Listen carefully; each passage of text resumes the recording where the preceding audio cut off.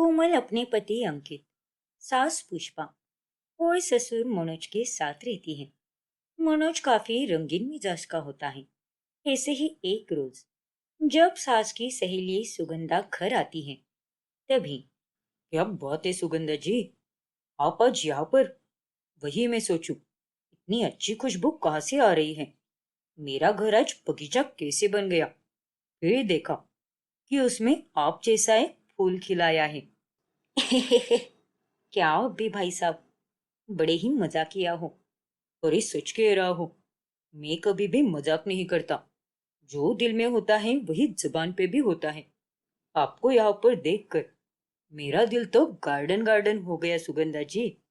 और सच कहूँ तो अभी जाकर सही मायने में मेरी गुड मॉर्निंग हुई है। आप तो बाहर जाने वाले थे ना, तो जाइए ना। यहाँ हमारे बीच आकर हमारा अच्छा खासा मूड खराब क्यों कर रहे हो। अरे बाबा, मेरा मूड तो अब बना है जब सुगंधा जी हमारे घर में आई है। मानो घर में बाहर आ गई हो। पर कोई बात नहीं, जाते जाते एक कप चाय ही पी लेता हूँ। फिर मनोज चाय पीता है। अरे मनोज भाई साहब, ये आपने क्या कर दिया। ये तो मेरी जूठी चाय थी और आपने इसे ही पी लिया। अच्छा, तो ये चाय आपकी जूठी थी। तभी मैं सोचूं कि पुष्पा तो रोज एकदम कड़वी और बेस्वाद चाय बनाती है, तो फिर इस चाय में आज इतनी मिठास कहाँ से आई। फिर अभी पता चला कि ये चाय तो आपकी झूठी है। हे भगवान। बस बहुत हुआ मनोज जी, जाइए आप यहाँ से। अरे यहाँ से तो तुम मुझे निकाल दोगी, पर अपने दिल से कैसे निकालोगी जाने मन। इतना कहते हुए मनोज वहां से चला जाता है। बाप रे, ये दिन ब दिन भाई साहब को क्या हो रहा है। लोग बढ़ती उम्र के साथ साथ बूढ़े होते जाते हैं, लेकिन यहाँ तो तुम्हारा पति बढ़ती उम्र के साथ और भी जवान होते जा रहा है। वो तो अच्छा है कि मैं ही हूँ, वरना अगर यहाँ पर कोई दूसरी औरत होती तो वो तो उनकी चप्पल के साथ अच्छे से आरती करती। मेरे नालायक पति की तरफ से मैं तुमसे माफी मांगती हूँ सुगंधा। उन्होंने तो मुझे परेशान करके रख दिया है। जब देखो तब मस्ती मजाक करते रहते हैं और बस दिन रात सबके साथ इसी तरह से पेश आते हैं। जब से रिटायर हुए हैं, तब से दिमाग पे दौरे पड़ गए हैं उनके शायद। ना जाने कब ठीक होंगे ये। क्या तुम भी पुष्पा, पता नहीं उनके नखरे से कैसे झेल लेती हो तुम। मुझे तो कुछ समझ नहीं आता। मनोज पूरे मोहल्ले में जवान लड़के की तरह कपड़े और गॉगल्स पहनकर बाइक पर घूमता रहता है, और लड़कियां देखी नहीं कि सीटी मारकर उनके साथ वो फ्लर्ट करने लगता है। धूप में निकला ना करो रूप की रानी। वैसे क्या बात है, आज गुलाब बनकर कहाँ जा रही हो। अरे ओ निकम्मे बुड्ढे, लाज शर्म है या नहीं तुझे। गुलाब में कांटे भी होते हैं, याद तो है ना। कांटों से डर नहीं लगता मेरी जान। तुम्हारी खातिर हम कांटों का भी दर्द सहन कर लेंगे। बस एक बार हाँ तो कहो। अबे ओ चूसे हुए आम, तुझे तो मैं अपना नौकर भी ना रखूं। देख, मैं एक विधवा हूँ, लेकिन इसका मतलब ये नहीं कि तू मेरे इर्द गिर्द घूमता फिरता रहे और मेरे साथ इस तरह से फ्लर्ट करता रहे। तेरे परिवार वालों की खातिर मैं चुप हूँ, वरना कब का तुझे नंगा करके मार दिया होता और साथ ही तुझे जेल की सलाखों के पीछे भेज दिया होता। अरे वाह, गुस्से में भी ये औरतें कितनी सुंदर लगती हैं। अबे ओ कुत्ते, लगता है तू मानसिक रूप से बीमार है। हाँ, मुझे लवेरिया हो गया है। अरे छोड़ना, इस कोचू से बहस करके कोई फायदा नहीं। अगली बार अगर ये दिख गया तो इसकी ये बूढ़े टांगे तोड़कर इसके हाथ में ही दे देंगे। कमीना कहीं का। हाय हाय हाय, आपके मुंह से तो गालियां भी एकदम मीठी लगती हैं। अरे रुको तो। वो दोनों औरतें वहां से चली जाती हैं। फिर ऐसे ही एक दिन, देखो बहू, मैं आजकल जिम जाने लगा हूँ। एक हफ्ता भी हो चुका है। तो बताओ, लग रहा हूं ना एकदम सलमान खान की तरह। क्या अब भी पापा जी, हीरो अपनी उम्र के हिसाब से ही अच्छे लगते हैं। अरे बाबा, तुम अपना नजरिया बदल कर तो देखो। एक बार मुझे अपना ससुर नहीं, दोस्त समझकर देखो, फिर देखना मैं तुम्हें कैसा लगूंगा। क्या आप भी पापा जी, कभी तो सीरियस हो जाइए। जब देखो तब ऊटपटांग बातें करते रहते हो। ऐसा नहीं है बहू, तुम्हें लेकर तो मैं बहुत सीरियस हूँ। हे भगवान, वैसे आज ये रंग तुम पर बहुत जच रहा है, मानो ये रंग केवल तुम्हारे लिए ही बना हो।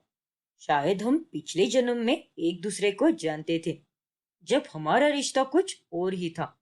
और इस जन्म में मेरी किस्मत तो फूटी निकली। तुम मेरी बहू और मैं तुम्हारा ससुर बन गया, जबकि मेरी जगह कुछ और ही होनी चाहिए थी। क्यों, सही कहा ना मैंने? उतने में वहां पर अंकित आ जाता है।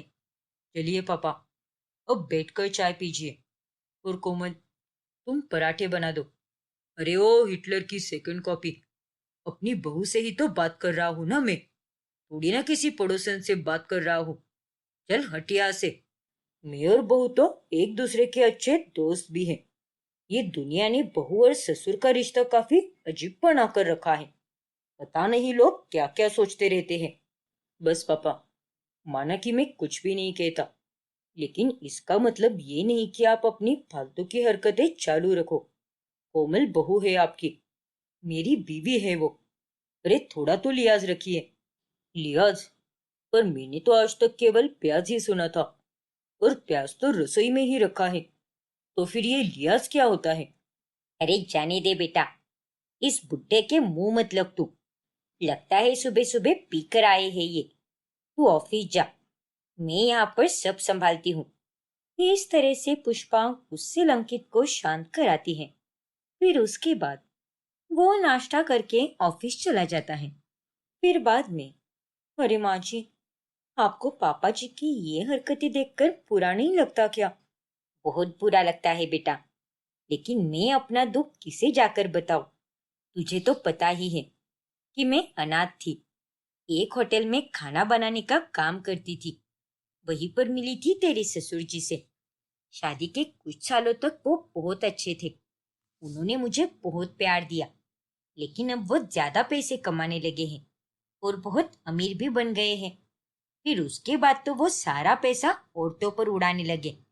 उनके तो कई सारे अफेयर्स भी रह चुके हैं, लेकिन उन्होंने मुझे कभी नहीं छोड़ा। बाप रे, पापा जी तो बहुत ही बड़े खिलाड़ी निकले। और ये सब सुनकर मुझे तो उन पर और भी ज्यादा गुस्सा आ रहा है। पता नहीं आपने सब कुछ कैसे सहन कर लिया। छोड़ ना बेटा, अब तो वो बुढ़े हो गए हैं। सारी अक्ल घुटने में चली गई है उनकी। और अब तो मैं बस तेरे लिए और अंकित के लिए जीती हूँ। और जल्दी से कोई नन्हा मेहमान ला दो इस घर में, ताकि मरने से पहले मैं अपने पोता और पोती के साथ बहुत सारा अच्छा समय बिता पाऊँ। दुआ कीजिए कि जल्दी हम आपको वो सुख दे दें। और आप फिक्र मत कीजिए माँ जी, मैं और अंकित हमेशा आपके साथ हैं। उल्टा मैं तो आपको ये कहती हूँ कि आप भी जींस और टॉप पहना कीजिए। बाहर जरा घूमो फिरो, दोस्त बनाओ, और ज्यादातर मेल फ्रेंड्स। और आप अगर क्लब में जाओगे तो आपकी उम्र के भी ना जाने कितने सारे अंकल मिलेंगे आपको, वो भी एकदम हैंडसम वाले। अगर पापा जी अपनी लाइफ एकदम बेबाक होकर जी सकते हैं, तो आप क्यों नहीं माँ जी? नहीं बेटा, मैं तो ऐसे ही ठीक हूँ। तेरे पापा जी थोड़ा परेशान करते हैं, लेकिन फिर भी कोई बात नहीं। तुम दोनों हो ना मेरे लिए, वही बहुत है। ठीक है माँ जी, जैसा आपको रहना है आप वैसे ही रहिए, बस खुश रहिए, यही चाहती हूँ मैं। फिर एक रात जब मनोज रसोई में आता है, तभी, अरे ये क्या पुष्पा, तुम रो रही हो? पुष्पा, आई हेट टीयर्स, रो मत यार। मैं रो नहीं रही, प्याज काटने के कारण आंखों में से मेरे आंसू आ रहे हैं, और कुछ भी नहीं। अच्छा चलो, आज घर पर कोमल और अंकित दोनों भी नहीं है, तो क्यों ना हम हमारी पुरानी यादें ताजा कर ले। पुरानी यादें ताजा करें? मतलब कहना क्या चाहते हो आप? मेरा मतलब ये है कि क्यों ना थोड़ा बहुत रोमांस हो जाए। क्यों, दुनिया भर की औरतों से फुर्सत मिल गई क्या आपको, जो आप घूम फिर कर अपनी बीवी के पास आए हो आप? अरे बाबा, तुम तो मेरा पहला प्यार हो, तो मैं भला तुम्हें कैसे भूल सकता हूँ। बस बस, दूर रहो मुझसे। आपके मुंह से शराब की बदबू आ रही है। दिन रात बस पीते रहते हो। अरे एक दिन ऐसे ही पी पी कर टपक जाओगे। अरे जाने मन, मुझे तो बस तुम्हारे प्यार में टपकना है, और कहीं नहीं। देखिए, मैं बहुत थक गई हूँ और खाना खाकर अभी मैं सोना चाहती हूँ। ज्यादा बनो मत, हम तो सिर्फ उम्र से ही बूढ़े होते हैं, पर आज भी हम में वही जोश है। चलो ना मेरी जान, पुराने दिनों की बहुत याद आ रही है। उन लम्हों को फिर से जी लेते हैं। चलो। मैंने कहा ना, मुझे नींद आ रही है। तुम्हें तो बहुत तेवर आ चुके हैं। लगता है तुम्हारी सौतन लानी होगी मुझे। अरे जाओ जाओ, दुनिया भर तो मुंह मार ही चुके हो, और अब तो बस घर में सौतन लानी ही बाकी है। तो वो भी ला दो। ना जाने अब और क्या क्या देखना बाकी है। आपने तो मेरा जीना दुश्वार करके रखा है। इतना कहते हुए पुष्पा वहां से चली जाती है। मोहल्ले वाले भी अब मनोज की घटिया हरकतों से बहुत परेशान हो चुके थे। ऐसे ही एक दिन मोहल्ले के आदमी अंकित के पास आते हैं। देखो अंकित, पूरे मोहल्ले को पता है कि तुम्हारी माँ और बीवी तीनों का स्वभाव कितना अच्छा है। कितनी इज्जत वाले लोग हो तुम तीनों। इसीलिए हम सब तुम लोगों की इज्जत के लिए चुप है। लेकिन तुम्हारे पियक्कड़ पिता की जो रंगीन हरकतें हैं, वो तो बंद होने का नाम ही नहीं ले रही। इसलिए उन्हें तुम ही अपनी भाषा में समझा दो। और नहीं तो क्या, मोहल्ले में लड़कियां डर रही है अब। एक बूढ़ा आदमी होकर भी वो अपने से आधी उम्र वाली लड़कियों के साथ फ्लर्ट करता है। समझा दो अपने बाप को, वरना जल्दी खाना खाने की जगह पर जेल की हवा खाते हुए दिखेगा वो। फिर उसे बचाने के लिए कोई भी नहीं आ पाएगा। मुझे माफ कर दीजिए अंकल, मैं आप दोनों की बात अच्छे से समझ चुका हूँ, और मैं अपने पापा से इस बारे में आज बात जरूर करूंगा। आप दोनों निश्चिंत रहिए। कल से पापा के कारण मोहल्ले में किसी को भी कोई तकलीफ नहीं होगी। ये मेरा वादा है आपसे। हाँ बेटा, वही बेहतर रहेगा। गुस्से में अंकित आग बबूला होकर घर जाते ही नशे में धुत मनोज को सुनाने लगता है। अबे ओ दो कौड़ी के लड़के, तू किसको सुना रहा है? बोल मत, मैं तेरा बाप हूँ। अरे तुझे मैंने ही पैदा किया है, और तू एक ही उल्टा मुझे ही सुना रहा है। सॉरी पापा, आप रिश्ते में भले ही मेरे पिता ही क्यों ना हो, लेकिन आप जिस तरह की हरकतें कर रहे हो ना, मैं उन सब के सरासर खिलाफ हूँ। और मुझे सामने से लोग आकर आपकी शिकायत कर रहे हैं। अब आप ही सोचिए, अगर ऐसी हरकतें कोई नौजवान करता तब भी मैं समझ पाता, लेकिन आप जैसा अधेड़ उम्र का आदमी ये सब कर रहा है, और ये सब देखकर मुझे बहुत अजीब लगता है। अरे लोग आपके बारे में क्या क्या बोल रहे हैं कि इतना बुढ़ा होकर भी आप ठरकी हो गए हो। अरे बुढ़ा होगा तो मैं तो तुझसे भी ज्यादा जवान और हैंडसम हूँ। और तेल लेने गए वो सारे लोग, उन्हें जितनी शिकायतें करनी है करने दो, पर मैं अपनी मौज मस्ती बंद नहीं करूंगा। अपने गुस्से पर कंट्रोल करो अंकित। जब पापा जी होश में रहेंगे तब तुम उनसे बात करना, क्योंकि अभी तो वो एकदम पीकर टल्ले हो चुके हैं। उन्हें तो कोई बात समझ भी नहीं आ रही होगी। पर कोमल, पापा तो चौबीसों घंटे पिए हुए ही रहते हैं। फिर मैं उनसे बात कब करूं? मोहल्ले में मैं लोगों को बोल चुका हूँ कि कल से ये सब नहीं होगा, और वो लोग तो सिर्फ हमारी खातिर ही चुप है। और सबके सबर का बांध कब का टूट चुका है। जो होना है होने दो अंकित। जब पापा जी खुद लोगों की मार खाएंगे और जेल जाकर चक्की पीसेंगे, तभी उनकी सारी अकल ठिकाने पर आएगी। फिर उसके बाद करीबन एक महीने के लिए मनोज गांव चला जाता है, और तभी सब सुकून से रहने लगते हैं। लेकिन जब वो वहां से लौट कर आता है, तभी उसके साथ उसकी दूसरी बीवी भी होती है। ये सब क्या है पापा जी? ये लड़की कौन है? और ये लड़की तो मेरी ही उम्र की लग रही है। हाँ बेटा, ये तुम्हारी दूसरी सास है। क्या? पापा, ये सब क्या चल रहा है?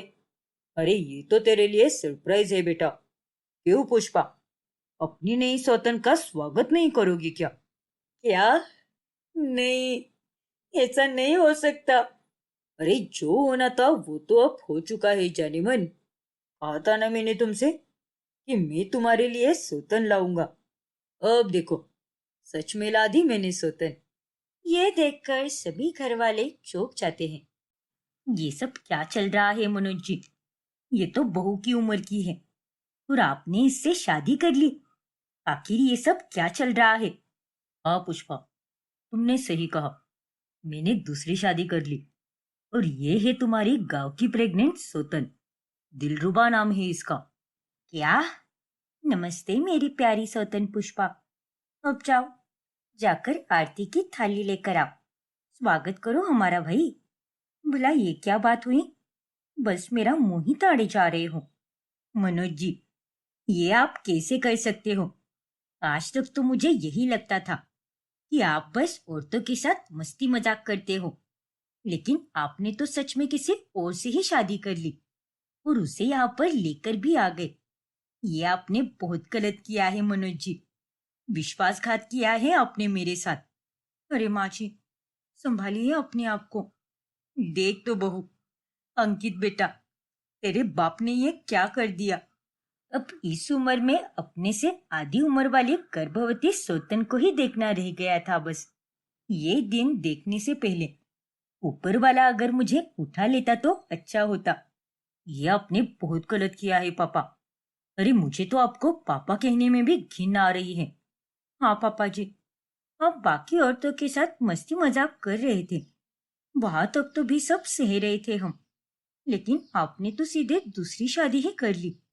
क्यों पापा जी? आखिर आपने ऐसा क्यों किया?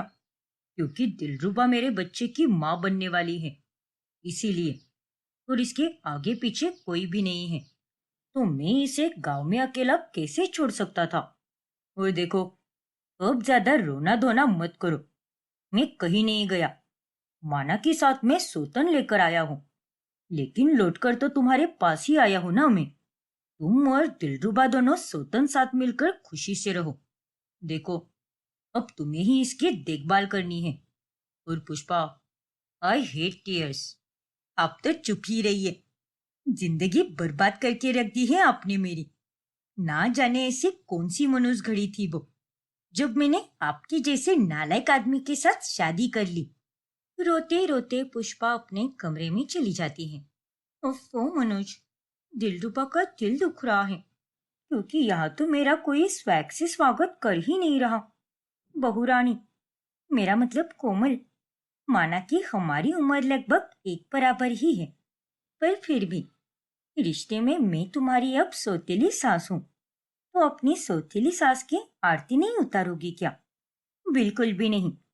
मेरी सिर्फ एक ही सास है और वही हमेशा रहेगी। उनकी जगह कोई भी नहीं ले सकता। और तुम मेरी सौतेली सास बनने के लायक भी नहीं हो दिलरुबा। आज से आप मेरे लिए मर चुके हैं पापा। मजबूरी के चलते हमें एक ही घर में रहना होगा, लेकिन कोशिश तो यही रहेगी कि जल्द से जल्द मैं आपसे दूर हो जाऊं। माँ का दिल दुखाकर आप हमेशा हमेशा के लिए मेरी नजरों से गिर चुके हो, और अब मैं आपको फिर कभी भी माफ नहीं कर पाऊंगा। इतना कहकर कोमल और अंकित भी अपने कमरे में चले जाते हैं। अरे जाओ जाओ, तुम लोगों को मेरा साथ ना देने के कारण मेरा कुछ भी नहीं बिगड़ने वाला। अरे मेरे दिल की धड़कन दिलरुबा के लिए मैं खास नौकरानी रखूंगा। और मेरी जान, पैसों की कोई कमी नहीं है मेरे पास। एक चुटकी बजाकर ही नौकरानी हाजिर हो जाएगी तुम्हारे लिए। हाय मैं मर जावा। शुक्रिया मनोज, सारी बातें यही करोगे या हम दोनों आपके कमरे में भी जाएंगे? कमरा तो अभी सेट नहीं होगा, लेकिन अगले 2 दिनों में मैं ऊपर का एक बड़ा वाला कमरा बनवाने के लिए कह देता हूँ। फिर उसके बाद हम दोनों तो उसी में रहेंगे। तुम्हारे लिए वो कमरा एकदम आलीशान तरीके से सजाने के लिए कहूंगा मैं। ठीक है मेरी जान। दिलरुबा के आने से पुष्पा को बहुत बड़ा धक्का लगता है। वो दिन रात बस रोती ही रहती है। ये सब क्या चल रहा है माँ जी? आप कब से रो रही हो? देखो, इस तरह से तो आपकी तबीयत खराब हो जाएगी। कुछ खा लीजिए माँ जी। आपको दवाई भी लेनी है ना। प्लीज माँ जी, मेरी बात सुनिए। मैंने कभी नहीं सोचा था कोमल कि जिंदगी में मुझे ये दिन भी देखना पड़ेगा। मनोज जी ने मुझे कितना बड़ा धोखा दिया है। अब क्या कर सकते हैं माँ जी, जो हुआ सो हुआ। लेकिन अब आपको आगे बढ़ना होगा माँ जी। वो अपनी जिंदगी में बहुत खुश है, इसलिए आप मत रोइए। आपकी अपनी भी कोई जिंदगी है। और किसने कहा कि आप अकेली हो? मैं बचपन से अकेली ही हूँ कोमल। आप तब अकेली होगी माँ जी, लेकिन अब ऐसा बिल्कुल भी नहीं है। चाहे दुनिया इधर की उधर क्यों ना हो जाए, लेकिन आपके बेटा और बहू आपके साथ हमेशा रहेंगे। हम आपको कभी भी किसी भी चीज की कोई तकलीफ नहीं होने देंगे। इसीलिए आप चिंता मत कीजिए माँ जी। शुक्रिया कोमल। खैर, अब रो रो कर क्या ही मिलेगा मुझे। सही कह रही है तू। इस फरेबी आदमी के लिए मैंने जीवन भर कितना कुछ किया, और अब अंतिम दिनों में इन्होंने मुझे ये धोखा दिया है। खैर, मैं हिम्मत नहीं हारूंगी और बस खुशी रहूंगी। माना कि मेरा दिल बहुत दुखा है, लेकिन अब बस बहुत हुआ। अब से मैं बिल्कुल भी नहीं रहूंगी। कोमल के सांत्वना देने से पुष्पा में थोड़ी हिम्मत आ जाती है, और अब घर में कोई भी मनोज और दिलरुबा से बात ही नहीं करता। ऐसे ही एक रोज, और ये क्या, ये चिलमिल ने तो आज का खाना बनाया ही नहीं। मनोज, ये कैसी नौकरानी रखी है तुमने? क्या कहा? झिलमिल खाना बनाए बगैर ही चली गई? हाँ मनोज, शायद आज उसे कहीं जाना था। कह भी रही थी वो, लेकिन तब मैं थोड़ी नींद में थी ना। और अब क्या करें हम? अभी के लिए तो मैं कोमल से ही कुछ मांगता हूँ। मनोज कोमल के पास जाकर खाना मांगे, उससे पहले ही पुष्पा वहां आकर उन दोनों को थाली देती है। ये लीजिए आपका खाना, और ये रहा दिलरुबा का खाना। तुम्हारा बहुत बहुत धन्यवाद पुष्पा। मेरे पेट में तो बहुत ही तेज चूहे दौड़ रहे हैं। देखो दिलरुबा, ये सब तो मैं सिर्फ और सिर्फ तुम्हारे पेट में पल रहे बच्चे के लिए कर रही हूँ, क्योंकि तुम्हारे इस गुनाह में इस बच्चे का कोई कसूर नहीं है। इतना कहकर पुष्पा वहां से चली जाती है। ये सब क्या है माँ? आपने उन दोनों को जाकर खाना क्यों दिया? हाँ माँ जी, घर के साथ साथ रसोई का भी बंटवारा हो चुका है। अरे उन्होंने तो हर एक काम के लिए अच्छी खासी नौकरानी रखी है, तो वो नौकरानी नहीं बना सकती क्या खाना? और भूलो मत माँ कि उन दोनों ने आपको कितना दुख दिया है। जानती हूँ बच्चों, लेकिन आज झिलमिल बिना खाना बनाए ही चली गई थी। और आजकल बाहर का खाना भी कितना खराब बनता है। और ये सब मैंने दिलरुबा के पेट में पल रहे बच्चे के खातिर किया है, और कुछ भी नहीं। मैं आपकी बात अच्छे से समझ सकती हूँ माँ जी। इंसानियत के धर्म से बढ़कर और कोई भी धर्म नहीं होता। इसीलिए हम जैसे साफ दिल वाले लोग ये सब कर देते हैं। लेकिन कभी कभी हमें दिल की जगह पर दिमाग से सोचना चाहिए। हर बार आप तो बस सामने वाले के साथ अच्छा ही करती हो, फिर चाहे आपके साथ वो सामने वाला कितना भी गलत क्यों ना कर ले। और ये बात तो गलत है ना माँ जी? वो तो है बेटा, मगर देखो माँ, 100 बात की एक बात, आप उन दोनों से बात नहीं करोगी। अरे उन दोनों के पास तो कई सारे साधन हैं, पैसे की भी कोई कमी नहीं है, और वो आराम से अपने होने वाले बच्चे का ध्यान भी रख सकते हैं। इसीलिए आपको जगत माता बनने की कोई जरूरत नहीं है। आप बस अपनी लाइफ में खुश रहिए। ये रहे 10,000 रुपए। आपको अपनी सहेलियों के साथ बनारस की ट्रिप पर जाना था ना, तो चले जाइए उनके साथ और खूब एंजॉय कीजिए। ठीक है बेटा, पति तो बहुत बुरा मिला, लेकिन जिंदगी ने मुझे बेटा और बहू लाखों में एक दिए हैं, और हमें आप जैसी करोड़ों में एक माँ। पुष्पा अपनी सहेलियों के साथ घूमकर आती है, जिसके बाद उसे बहुत अच्छा लगता है। ऐसे ही एक दिन, ये तुम क्या कर रही हो कोमल? दिलरुबा के खाने में ये क्या मिला रही हो? अरे माँ जी, ये खाना दिलरुबा का नहीं है, पापा जी का है। इस पाउडर को मिलाने से पापा जी को गहरी नींद आएगी, और वो उठेंगे ही नहीं, सीधे 2 दिनों के बाद उठेंगे। क्या? अरे पर तू ये सब क्यों कर रही है? क्या है तेरा मकसद? मैंने उन दोनों को कल रात आपस में बतियाते हुए सुन लिया था कि वो दोनों 2 दिनों के लिए किसी बड़े रिसोर्ट में घूमने जा रहे हैं। और जब पापा जी नींद से उठ ही नहीं पाएंगे तो वो दोनों बाहर घूमने कैसे जा सकते हैं। और तो और परसों के दिन उस टाइम दिलरुबा का जन्मदिन भी है। और पापा जी के सोने के कारण उसका जन्मदिन तो खराब ही हो जाएगा। और यही तो मैं चाहती हूँ। बिल्कुल सही किया तूने। वो आदमी उसी लायक है। फिर उस खाने को खाने के कारण मनोज वाकई में 2 दिनों तक उठ ही नहीं पाता। और इस चक्कर में दिलरुबा को पैसे भी नहीं मिलते और उसका जन्मदिन पूरी तरह से खराब हो जाता है। मुझे माफ कर दो दिलरुबा। मुझे सच में नहीं पता कि इतने लंबे समय से मैं कैसे सो रहा हूँ।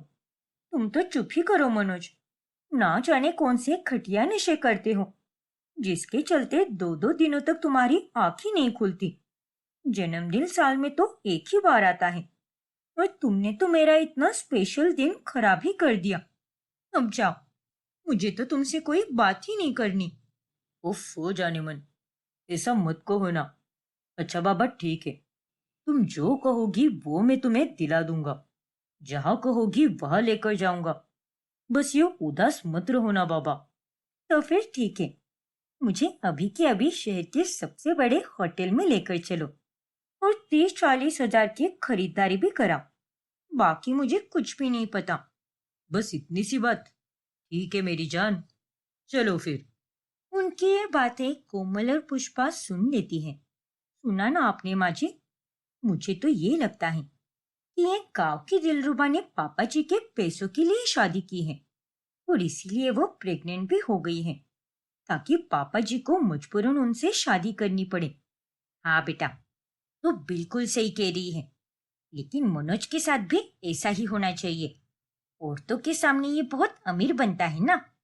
और जब यही औरत उसे पूरी तरह से कंगाल कर देगी तब आएगा असली मजा। हाँ माँ जी। तभी जाकर पापा जी की अकल ठिकाने पर आएगी। फिर एक दिन जब मनोज की तबीयत खराब हुई होती है तभी। अरे दिलरुबा, तुम कहाँ जा रही हो? घर पर बैठ बैठ कर मैं पक चुकी हूँ मनोज। इसलिए मुझे पहाड़ जाने का बहुत मन कर रहा है। अरे यहाँ पर मेरी तबीयत इतनी खराब हो रही है और तुम कह रही हो कि तुम्हें बाहर घूमने जाना है। तो अब क्या मैं यहाँ दिन रात बैठकर तुम्हारी सेवा करती रहूं क्या? अच्छा ठीक है बाबा, जाओ। काश घर वाले मुझसे बात कर रहे होते। कम से कम कोई तो मुझसे मेरा हालचाल पूछ लेता। नहीं माँ जी, आप अपना कदम आगे नहीं बढ़ाओगे। बोलो मत। पापा जी ने आपके साथ क्या किया है और इन्हें अपनी गलती का एहसास होने दो। ठीक है बेटा। फिर ऐसे ही एक दिन जब कोमल के द्वारा फैलाए गए तेल पर फिसलकर दिलरुबा नीचे गिर पड़ती है तभी। कोमल, आज तुम्हारे कारण मेरी दिलरुबा फर्श पर गिर गई है। अरे तुम जानती नहीं क्या? दिलरुबा एक प्रेग्नेंट औरत है और उसके बावजूद भी तुमने उसके साथ ये सब किया। बस कीजिए मनोज जी। कोमल की इसमें कोई गलती नहीं है। ये दिलरुबा ही बिना देखे चल रही थी। इसका ध्यान सिर्फ अपने फोन में ही होता है। अपनी बहू की ज्यादा तरफदारी मत करो। बहुत दिनों से देख रहा हूं मैं। तुम तीनों अपनी अकड़ में ही रह रहे हो। देखो पुष्पा, ये सारे तेवर कहीं और जाकर दिखाना। ये मेरा घर है, इसलिए अपनी औकात में रहो, वरना 1 मिनट में ही तुम तीनों को घर से बाहर निकाल दूंगा। बस कीजिए पापा जी। आप माँ जी के साथ इस तरह से बात नहीं कर सकते। अरे तुम होती कौन हो मुझे ये सब कहने वाली? 2 कौड़ी की लड़की।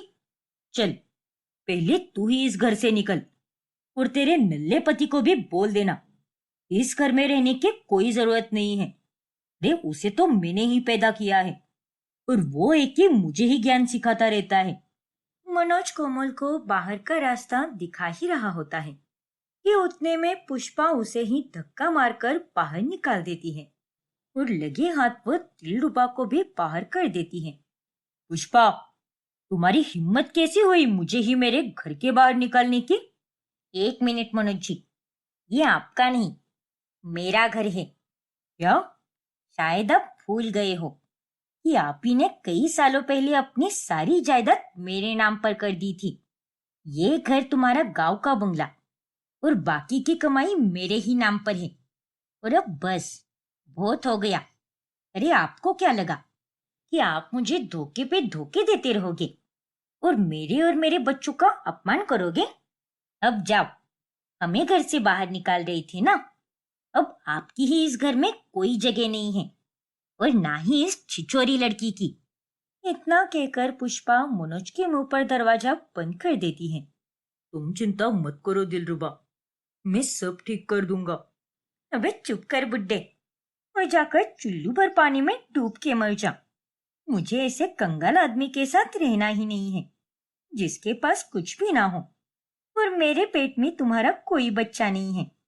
ये सब तो बस एक नाटक था ताकि तुम मुझसे शादी कर सको और मैं यहाँ पर तुम्हारे बीवी बनकर आ सकूं, क्योंकि मुझे तुम्हारे पैसे चाहिए थे। लेकिन अब जब तुम्हारी खुद की ही कटोरा लेकर भीख मांगने की नौबत आ गई है तो मैं तुम्हारे साथ 1 मिनट भी नहीं रुकना चाहती। क्या? इतना बड़ा धोखा? और इस तरह से अंत में दिलरुबा उसे छोड़कर चली जाती है, जिस कारण मनोज ना घर का रहता है ना घाट का, और वो अपने किए पर बहुत पछताता है। सयूरी और उसका पति विराट दोनों मुंबई शहर में रहते हैं। सयूरी का ससुराल बरेली में होता है, जहाँ पर उसकी सास रामूला, ससुर मनोहर और देवर ईशान रहता है। फिर एक दिन अचानक से, अरे सयूरी बहू, तू यहाँ पर कैसे आ गई? और ये क्या, तेरे हाथ में तो कितना सारा सामान है। अरे पागल वागल है क्या तू? ये किस तरीके का फैशन है? एक सुहागन औरत सफेद वस्त्र कभी नहीं पहनती। और नहीं तो क्या? अरे कुछ बोलोगे भी सयूरी, या फिर यूं ही चुप रहोगी? और विराट कहाँ पर है? तभी अचानक से सयूरी फूट फूट कर रोने लगती है और वो रोमिला के गले लगती है। माँ जी विराट नहीं रहा। क्या? हाँ माँ जी, उसका एक एक्सीडेंट हुआ और वो हमें इस दुनिया से छोड़कर चला गया और अब वो वापस नहीं लौटने वाला माँ जी। नहीं, ऐसा नहीं हो सकता। मेरा विराट मुझे छोड़कर नहीं जा सकता। झूठ मत बोलो सयूरी। और नहीं तो क्या भाभी, कह दो कि ये सब एक नाटक है। कह दो ना भाभी, भैया हमें ऐसे छोड़कर नहीं जा सकते। नहीं देवर जी, मैं झूठ नहीं बोल रही। वो अपने दोस्त से मिलने जा रहा था और एक खाई पर उसका एक्सीडेंट हो गया।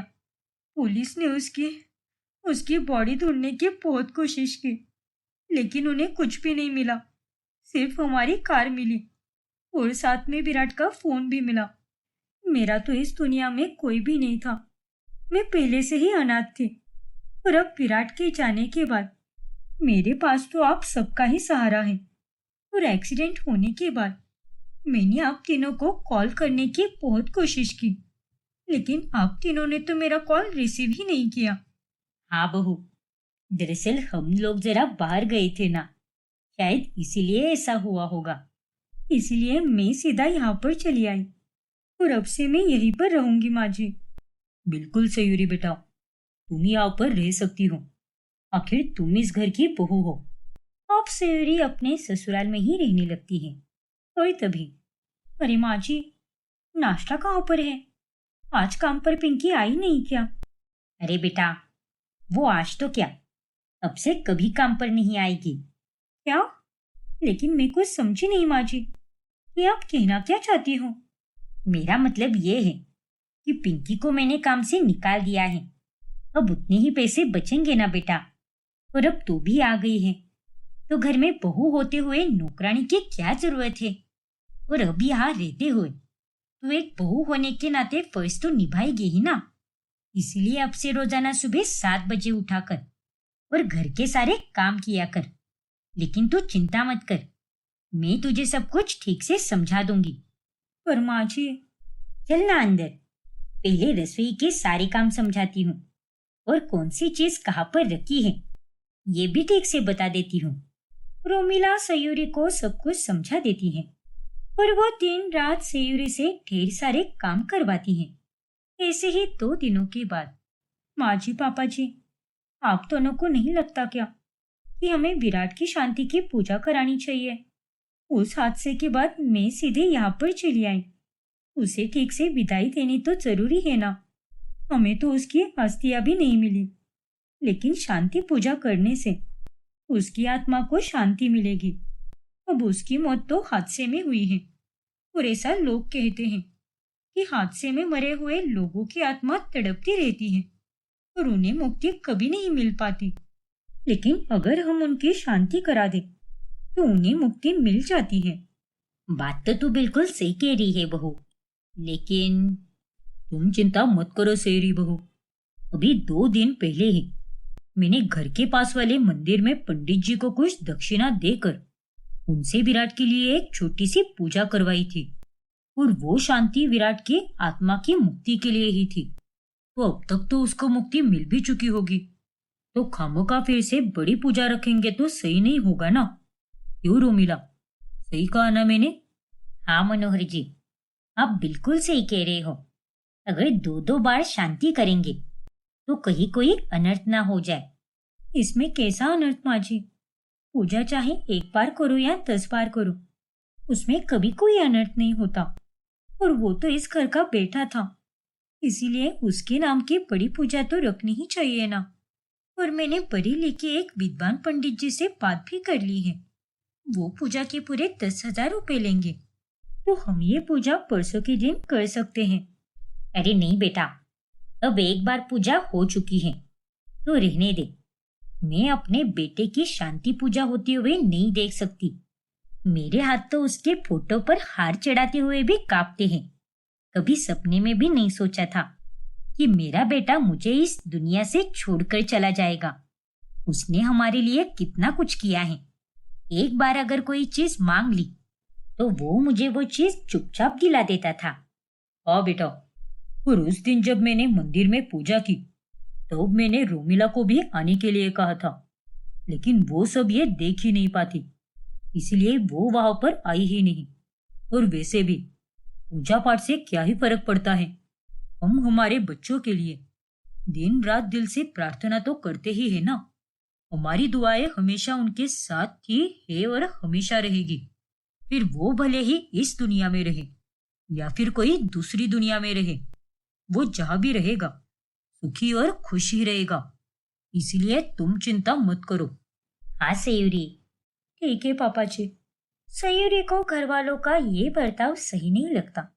फिर 15 दिनों के बाद जब ईशान का जन्मदिन आता है, तभी मनोहर और रोमिला घर में एक शानदार पार्टी का आयोजन करते हैं। और ये देखकर सयूरी एकदम हैरान रह जाती है। ये सब क्या है माँ जी? विराट को गए हुए ठीक से 1 महीना भी नहीं हुआ है और आप हो कि एक जश्न मना रही हो। जानते हैं बेटा कि वो हमें छोड़कर जा चुका है, लेकिन अब क्या ही कर सकते हैं। अब उसके लिए जो बेटा जिंदा है उसकी खुशियां तो खराब नहीं कर सकते ना। हाँ बेटा, हम तो उसके माँ बाप हैं, फिर भी हमने इतनी हिम्मत बांध ली है। और तू भी हिम्मत कर ले बेटा। वो अगर जिंदा होता तो वो भी ये कभी नहीं चाहता कि हम सभी लोग उदास रहें, बिलखते रहें। अरे वो तो अपने छोटे भाई ईशान के चेहरे पर हमेशा खुशी चाहता, और इसीलिए हम भी आज वही कर रहे हैं। वो सब तो ठीक है माँ जी, लेकिन फिर भी। देख बहू, तू सच में बहुत ज्यादा सोच रही है। अरे तुझसे ज्यादा दुख तो हमें हुआ है, लेकिन फिर भी हम अपने छोटे बेटे के लिए खुश हो रहे हैं। अरे आज उसका 25वां जन्मदिन है, इसीलिए उसका ये खास दिन खराब नहीं होना चाहिए। अब जाकर सारे पकवान ठीक से बने हैं या नहीं वो देख ले। और हाँ, ऊपर के माले से वो सारे पेपर प्लेट और ग्लास निकाल दे। मेहमान आएंगे तो उनको परोसने के लिए काम आ जाएंगे। और घर में आए हुए मेहमान भी आपस में बहुत बातें बनाते हैं। हे भगवान, कैसे निर्दयी लोग हैं। बड़ा बेटा मर गया और इन्हें जरा भी गम या पछतावा नहीं है। ऐसा बर्ताव कर रहे हैं जैसे कि कुछ हुआ ही नहीं है। और उस बेचारी विधवा सयूरी को तो देखो, कितनी उदास खड़ी है वो। अरे ये लोग तो एक नंबर के नालायक लोग हैं। इन्होंने तो हमेशा अपने बड़े बेटे के पैसों से ही प्यार किया है। यहाँ बेटे बेटे दिन में 10 चीजें मंगवाते थे, इस घर को बनाने से लेकर इस घर में पड़ी छोटी से छोटी चीज भी उस विराट ने ही खरीदी हुई है। और आज यहाँ पर उसी की बीवी से नौकरानियों की तरह काम करवा रहे हैं। अरे उसके जाने का तो इन्हें कोई पछतावा भी नहीं है। सच में ना जाने कब सुधरेंगे ये लोग। अरे मैं तो ये कहती हूँ कि सयूरी को तो यहाँ आना ही नहीं चाहिए था। वही शहर में अपना नया जीवन शुरू कर देती तो वो तो उसके लिए ही अच्छा होता। लेकिन अब देखो, यहाँ आकर इन सब के गुलाम बनकर रह गई है। और इस रोमिला को काम ही क्या होता है, एक नंबर की मीठी चूरी है। अरे जो माँ अपने बेटे की सगी नहीं हुई वो दूसरों की क्या ही सगी होगी। ये लोग मेरे घर वालों के बारे में कैसी बातें कर रहे हैं। देखा जाए तो मुझे भी इनका बर्ताव सही नहीं लग रहा। खुशी मनाना गलत नहीं है, लेकिन इतनी जल्दी वो भी सब कुछ भूल कर, ये बहुत गलत है। काश तुम यहाँ पर होते विराट। तुम्हारे जाने के बाद मुझे इस घर में सहारा दिखाई दिया, लेकिन यहाँ आने के बाद मुझे ऐसा लग रहा है कि मेरा यहाँ पर कोई भी नहीं है। अरे ये तीनों तो अपने में ही मस्त है। ऐसे ही एक सुबह जब सयूरी घर के पास वाले मंदिर चली जाती है, तभी आयुष्मान भव बेटा, ये लो प्रसाद। धन्यवाद पंडित जी। वैसे पंडित जी, मुझे आपसे एक बात पूछनी थी। अब पूछो ना बेटा, क्या बात पूछनी है तुम्हें? लेकिन वादा कीजिए पंडित जी कि आप इस बारे में किसी को कुछ भी नहीं बताओगे, खास करके मेरे घर वालों को। ठीक है बेटी, तुम्हारी आंखों से समझ आ रहा है कि तुम्हारा इरादा नेक है, इसीलिए मैं तुमसे वादा करता हूँ कि मैं किसी को कुछ भी नहीं कहूँगा। क्या मेरे ससुर जी ने सच में इस मंदिर में मेरे पति की आत्मा की शांति के लिए पूजा कराई थी क्या? क्या सच में उन्होंने आपको दक्षिणा दी थी? ये तुम क्या कह रही हो बेटा? ऐसा तो कुछ भी नहीं हुआ है। बल्कि मनोहर जी तो कितने दिन बीत गए, मंदिर में आए ही नहीं। और हमें अच्छी तरह से याद है कि मंदिर में कौन आता है और कौन जाता है। हमारी याददाश्त बहुत पक्की है बिटिया। अगर आप सच कह रहे हो तो फिर पापा जी ने मुझसे झूठ क्यों कहा कि उन्होंने विराट की आत्मा की शांति के लिए मंदिर में आपसे छोटी सी पूजा करवा ली? वे जब सवेरे मंदिर से घर पहुंचती हैं, तभी आप दोनों चिंता मत कीजिए, सब कुछ आपके छोटे बेटे के नाम पर ही हो जाएगा। बस कागजात बनने में कुछ दिन लग जाएंगे, तो फिर ठीक है। और गोपीचंद जी, इसके लिए आपका बहुत बहुत धन्यवाद। हाँ भाई साहब, बस इसकी भनक किसी को ना पड़े। अरे ये क्या सयूरी, बेटा तू आ भी गई बाहर से? हाँ माँ जी, बस अभी अभी आई हूँ। वैसे ये वकील यहाँ पर क्यों आए हैं? सब कुछ ठीक तो है ना? और पापा जी, कहीं आपके काम में कोई बाधा तो नहीं आ गई ना? अरे नहीं बेटा, ऐसा तो कुछ भी नहीं है। ये मेरे दोस्त गोपीचंद है, जो पेशे से वकील है। और गोपीचंद, ये रही मेरी बहू सयूरी। नमस्ते बेटा। नमस्ते काका जी। अच्छा हुआ तू आ गई सयूरी। एक काम कर, सबके लिए मस्त चाय और पकोड़े बना दे। तेरा हाथ जला था ना, लेकिन अब तो वो ठीक हो गया है। तो जाकर जल्दी से बना दे। लेकिन माँ जी, मेरे हाथ की जलन अब भी गई नहीं है, इसीलिए मैं मसालों में हाथ नहीं डाल पाऊंगी। अरे क्या तू भी बेटा, इतनी नाजुक तरह से काम करेगी तो कैसे चलेगा? थोड़ी शक्ति तो रखनी ही होती है ना, इसीलिए जाकर फटाफट बना दे। अगर घर के काम में हाथ डालेगी तो उस जलन के बारे में भी भूल जाएगी। अब जा, वक्त जाया मत कर। फिर सयूरी रसोई में चली जाती है और वो गहरी सोच में पड़ जाती है।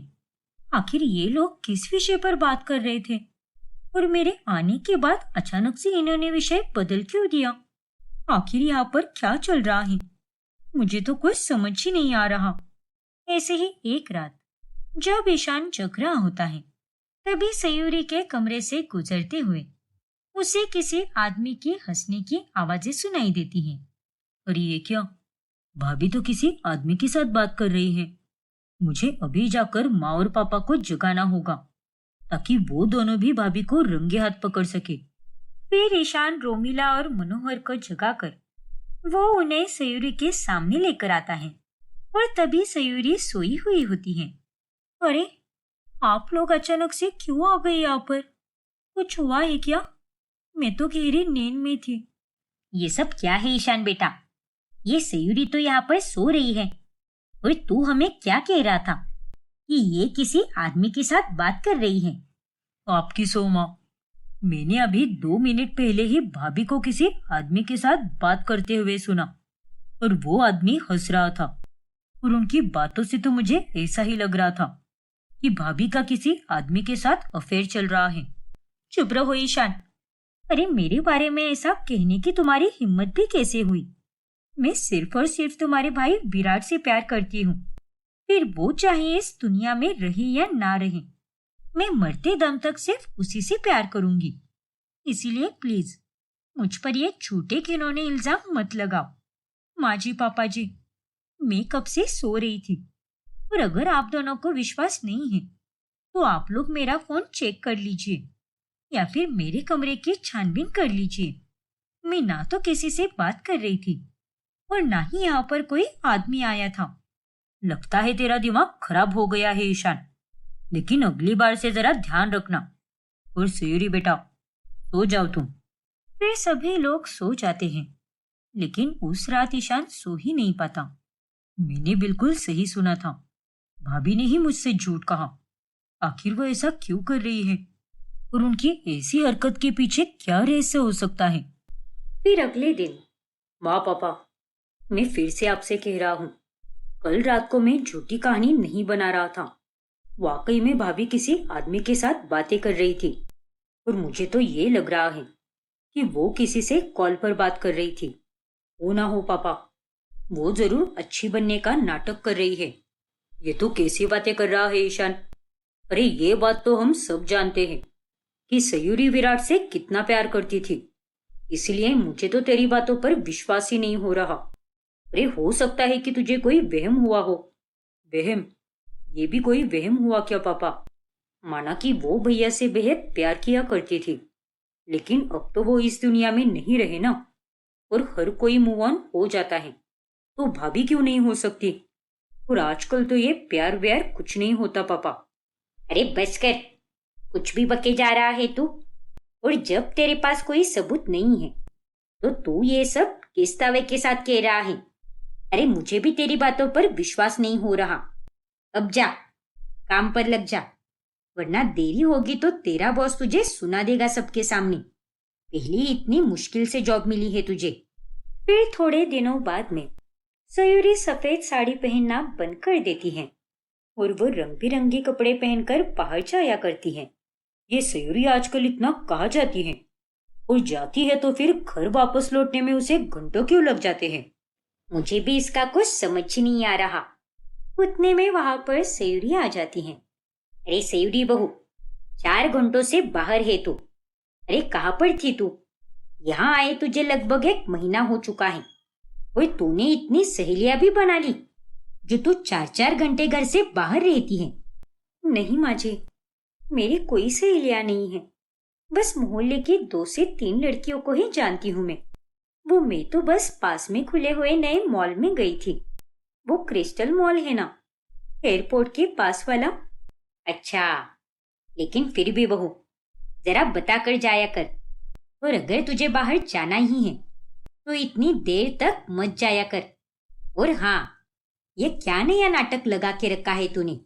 सफेद कपड़ों से सीधे रंग बिरंगे कपड़े पहनने लगी है तू। अरे, ये सब शोभा नहीं देता। हाँ बहू, अरे तुझे इस पहनावे में देखकर लोग नाम रखेंगे, कहेंगे कि विधवा होकर भी खुशियां मना रही है, एकदम बिंदास रह रही है ये। हाँ तो क्या हुआ पापा जी, मैं कुछ गलत थोड़ी ना कर रही हूँ। माना कि मैंने अपना पति खोया है, लेकिन इसका मतलब ये थोड़ी ना है कि मैं जीवन भर बस रो रो कर आंसुओं का समुंदर भर दूं। मेरी भी जिंदगी है और मैं भी खुशी से जीना चाहती हूँ। और आज अगर विराट जिंदा होता तो वो भी यही चाहता कि मैं हमेशा खुश रहूं। मेरी जिंदगी में दुख होना तो दूर की बात, दुख का मेरे ऊपर साया भी ना हो।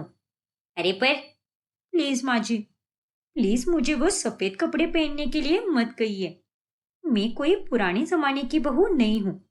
और मैं अपना बहू होने का कर्तव्य ठीक से निभा तो रही हूं ना। तो आप भी मेरे बारे में थोड़ा सोचिए ना।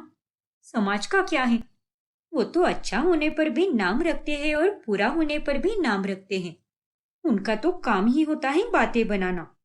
लेकिन मैं दूसरों के लिए जीना नहीं चाहती, भले ही मेरी सोच किसी को खटके। लेकिन मैं किसी के कहने पर बदलने नहीं वाली माँ जी।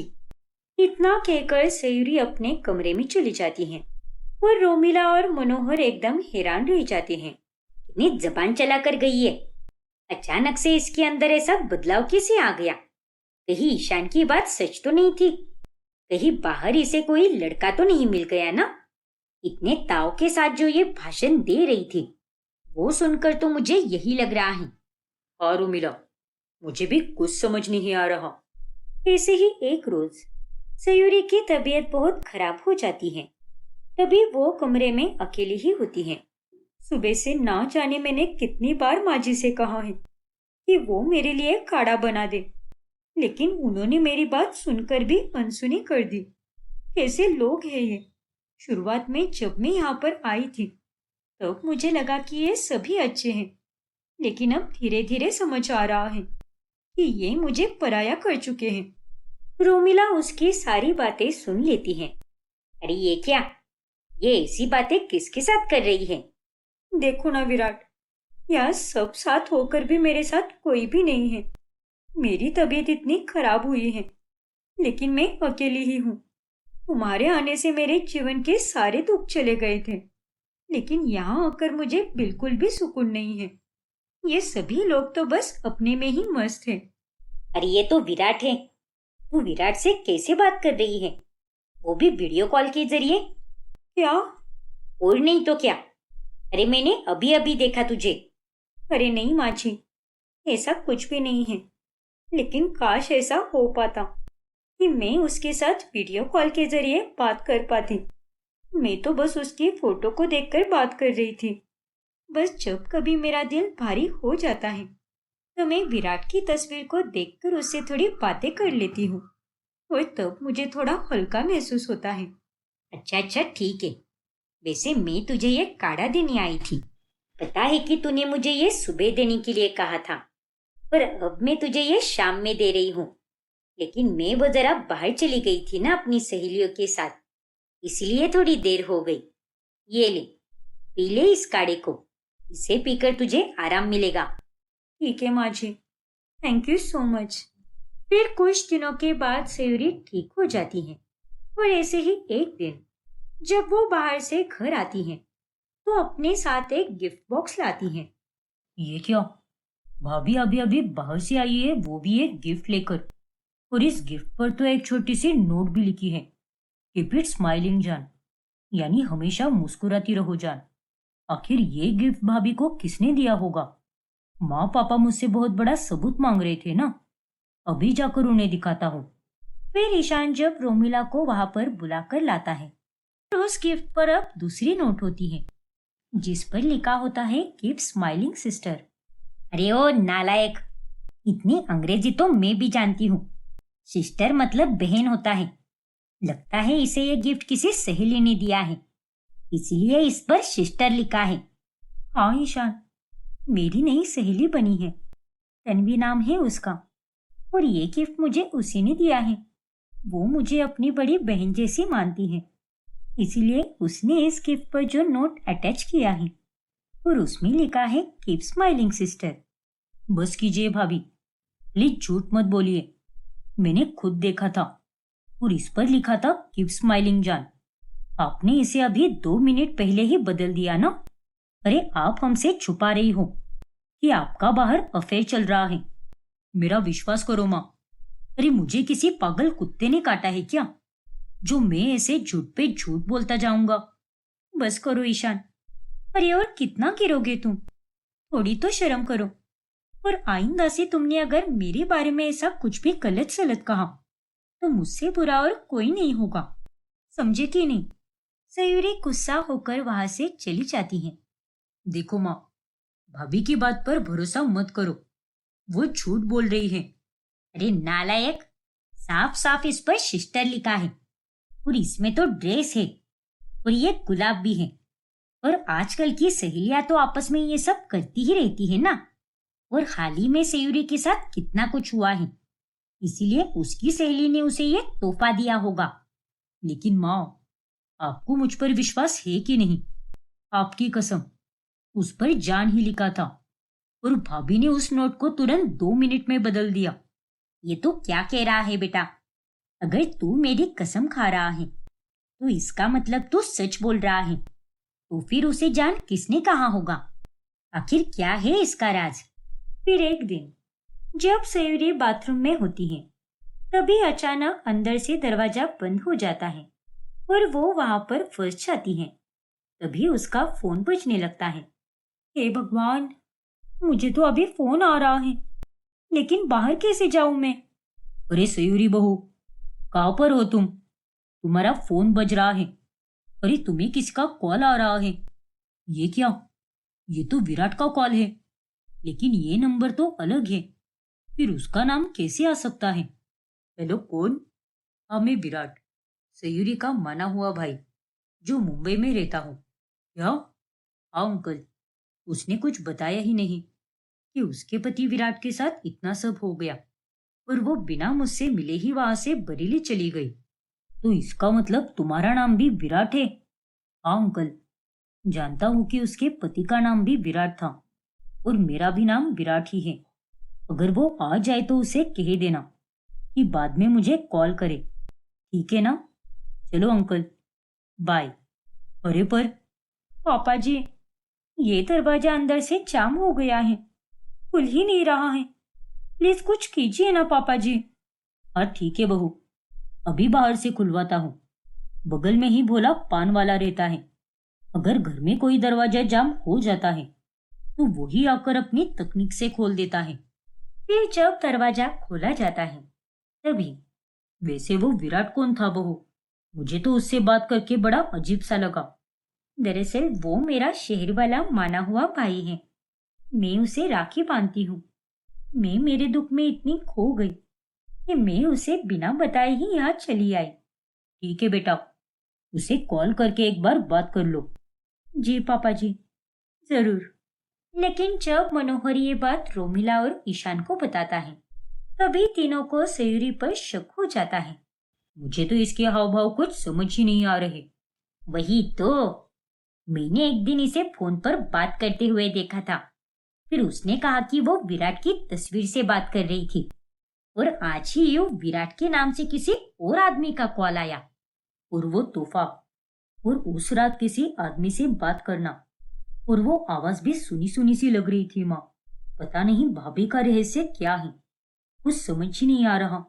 लेकिन इतना पक्का है कि वो हमसे कुछ छुपा रही है। फिर आज बर्गर मंगवाते हैं ना, मुझे बर्गर खाने का बड़ा मन कर रहा है। अरे चुप हो जा तू, खुद की सैलरी आते ही उड़ा देता है और अब हमारे पैसों पर तुला हुआ है। जब विराट था तब उसका अच्छे से इस्तेमाल कर सकते थे, लेकिन अब उसके जाने के बाद पैसों की कितनी बड़ी दिक्कत हो चुकी है। अब तो मुझे ऐसा लग रहा है जैसे कि हम गरीबी देख रहे हैं। फिर ऐसे ही एक दिन, अरे माँ जी, ये कैसे कागजात हैं और मैं इन पर साइन क्यों करूं भला? ये घर के कागज हैं और इन कागजों पर साइन करके तू ये घर ईशान के नाम पर कर देगी, ऐसा लिखा है इसमें। क्या? लेकिन विराट के जाने के बाद तो उसका घर मेरे नाम पर होगा ना। लेकिन तू तो यहाँ पर इतने अच्छे से रह रही है ना, और वैसे भी वो हमारा बेटा था तो उसकी प्रॉपर्टी का हक उसके भाई को ही मिलेगा, यानी हमारे छोटे बेटे ईशान को। इसलिए जल्दी से साइन कर दे ये पेपर, क्योंकि अब तो वो मर चुका है। नहीं माँ जी, वो जिंदा है और उसके जिंदा होते हुए ये घर किसी और के नाम पर नहीं हो सकता। उतने में वहां पर विराट आ जाता है और उसे जिंदा देखकर उनके पैरों तले जमीन खिसक जाती है। विराट बेटा, तू जिंदा है? लेकिन ये कैसे हो सकता है? आओ बेटा, तू तो हमें इस दुनिया से छोड़कर चला गया था ना, फिर अचानक जिंदा कैसे हो गया तू? मैं कभी मरा ही नहीं था पापा, और ये सब सिर्फ एक नाटक था। क्या? हाँ पापा जी, एक बेटा होने के नाते विराट ने हमेशा अपनी खुशियों से बढ़कर आपकी खुशियों को महत्व दिया है। सारे पैसे आप सबके नाम किए, आपको ये घर भी दिलाया। हर हफ्ते वो आप लोगों को हजारों रुपए भेजा करता था, लेकिन आप सबने कभी भी उसका हालचाल तक नहीं पूछा। अगर यहाँ से हमें कोई कॉल भी आता तो बस काम के मतलब से ही। इसीलिए मैं समझ गई थी कि आप लोग तो बस मतलबी हो और आपको विराट की कुछ भी नहीं पड़ी, लेकिन आपको मतलब है उसके पैसों से। और इसीलिए मैंने ये नाटक किया। क्या? हाँ माँ जी, मैं यहाँ पर विधवा बनकर आई, जबकि ये वहां जिंदा बैठा था, सोशल मीडिया से दूर था, ताकि किसी को इसके बारे में कुछ भी पता ना चले। इसने मुझे ये नाटक करने से कई बार रोका, लेकिन ये करना बहुत जरूरी था। और इस नाटक को करने का सिर्फ एक ही मकसद था कि मुझे आप सबको परखना था कि आप सभी लोग विराट के कितने सगे हो। लेकिन यहाँ आने के बाद तो मैं सब समझ गई कि आप सबको विराट के जीने या मरने से कोई फर्क नहीं पड़ता। और पापा जी, आपने क्या कहा था कि आपने मंदिर में विराट की आत्मा की शांति के लिए पूजा करवाई थी, जबकि मैंने पंडित जी से पूछ लिया था तो उन्होंने कहा कि आपने ऐसे कोई भी पूजा नहीं करवाई। अरे नहीं बहू, ऐसा नहीं है। ऐसा ही है पापा जी। अब तो नाटक बंद कीजिए। अब आप तीनों का पर्दाफाश हो गया है। अरे आप लोग तो विराट की मौत की खबर सुनने के बाद भी 15 दिनों में ही ईशान का जन्मदिन मना रहे थे, और मेरे घर में आते ही माँ जी ने तुरंत नौकरानी पिंकी को काम से निकलवा दिया ताकि ये मुझसे काम करवा सके और घर में पैसों की बचत भी हो, क्योंकि अब उन्हें रोजाना पैसे भेजने वाला विराट जो नहीं था। और हाँ ईशान, उस रात में विराट से ही बात कर रही थी और वो इसी की आवाज थी। और वो गिफ्ट, उस पर चांद ही लिखा था, जो विराट ने मेरे लिए भेजा था। लेकिन मैं गलती से उस नोट को निकालना भूल गई और उसी के साथ घर के अंदर चली आई। लेकिन मैंने वक्त रहते ही तुम्हें देख लिया था और इसीलिए उस नोट को चेंज कर दिया। क्या? हाँ। और माँ जी, उस दिन मैं विराट की तस्वीर से नहीं, बल्कि सच में विराट से ही वीडियो कॉल पर बात कर रही थी। और पापा जी, उस दिन जब आप मेरे कमरे में आए थे, तब असल में विराट ने अपने दूसरे मोबाइल नंबर से फोन किया था और मैंने ही उसे कहा था कि मैं बाहर पार्क में जाकर उसे कॉल करूंगी। लेकिन बाथरूम में बंद होने के कारण मैं समय से पहुंच ही नहीं पाई और उसने मुझे खुद से ही कॉल कर दिया। और जब आपकी आवाज सुनी तो उसने फौरन अपने दोस्त को कहा कि वो नाटक करे और खुद को मेरा माना हुआ भाई बताए, ताकि किसी को कोई शक ना हो। क्या? मैंने हमेशा विराट को यहाँ की सारी खबरें दी हैं कि कैसे आपने मुझे पराया महसूस करवाया। विराट के जाने के बाद तो आप सबने ये तक कहा है कि वो था तो आप उसका इस्तेमाल करते थे, लेकिन उसके जाने के बाद अब आपको बड़ी दिक्कतें आ रही हैं। क्यों माँ जी, सही कह रही हूं ना मैं? अरे बंद कर अपनी बकवास। और विराट बेटा, ये झूठ बोल रही है। अब तू आ गया है ना, इसीलिए तेरे सामने ये नाटक कर रही है, लेकिन हमने ऐसा कुछ भी नहीं किया है। अरे तेरे जाने की खबर से तो मैं आज तक रोती हूँ, वो भी हर एक मिनट। बस कीजिए माँ, मुझे आप सबके बारे में सब पता चल चुका है। मैंने तो कभी सोचा भी नहीं था कि आप लोग ऐसे निकलेंगे। मैंने निस्वार्थ भाव से आप तीनों के बारे में हमेशा अच्छा सोचा, लेकिन आप सब ने मेरे बारे में कितना बुरा सोचा है। और भूलिए मत, ये घर जिसमें आप रह रहे हो, ये भी मेरा ही है। और अगर मैं चाहूं तो आप लोगों को झट से यहाँ से बाहर निकाल सकता हूँ, लेकिन मैं वैसा नहीं करूंगा, क्योंकि मैं आप लोगों जैसा निर्दयी और मतलबी नहीं हूँ। नहीं बेटा, ऐसा नहीं है। एक बार हमारी बात तो सुन। बस कीजिए पापा, मुझे तो आप तीनों को माँ पापा और भाई कहने में भी घिन आ रही है। और अच्छा हुआ जो सयूरी ने यह सब नाटक किया, इससे मुझे आप तीनों के असली चेहरे दिख गए। और अब से मैं आप तीनों के साथ कोई संबंध नहीं रखूंगा, इसलिए अब से आप दोनों को वही संभालेगा। नहीं बेटा, ऐसा मत कर, मेरी बात तो सुन। आओ भैया, प्लीज ऐसा मत कीजिए। देखिए, अब ये नाटक करने की कोई जरूरत नहीं है। आप तीनों इस घर में रह सकते हो। मैं समझूंगा कि मैंने ये घर दान में दे दिया और अब मैं जा रहा हूँ अपनी बीवी के साथ, वो भी हमेशा हमेशा के लिए। मर गए आप तीनों मेरे लिए। और शुक्रिया जो आप तीनों ने मुझे इतना प्यार दिया।